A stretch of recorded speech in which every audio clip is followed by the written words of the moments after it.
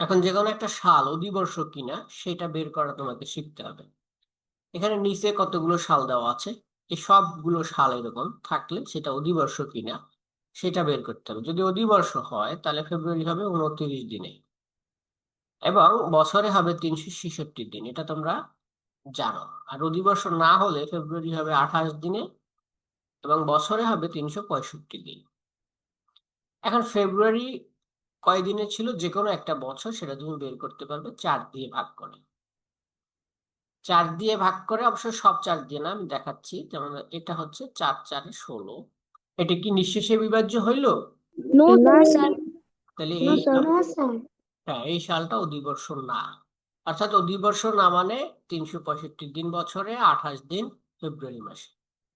যদি কোনোটা মিলে যায়, আমরা যদি পরেরটাও দেখি একটু, এটা 424, এই সালটা অধিবর্ষ এবং এটা হচ্ছে 29 দিনে ফেব্রুয়ারি মাস এবং 366 দিনের বছর। এখন সব সাল 4 দিয়ে ভাগ করা যাবে না, কিছু সাল আছে যেগুলো হচ্ছে সামনে ডাবল জিরো, অর্থাৎ শতাব্দীর শেষ সালটা। আমরা শতাব্দীটা একটু দেখবো একটু পরে। শতাব্দীর শেষ সালটা, যেটা শেষে দুইটা শূন্য, এটা 400 দিয়ে ভাগ করবে তোমরা। যদি 400 দিয়ে ভাগ করি, সেক্ষেত্রে যদি মিলে যায় এটা তাহলে অধিবর্ষ, আর যদি না মিলে তাহলে অধিবর্ষ না। 400 দিয়ে এই 1800-কে ভাগ করা হয়েছে, 4×4=16, 200 আছে এখানে, এটা অধিবর্ষ নয়। এটাও 4×4=16, 300 আছে, এটা অধিবর্ষ নয়।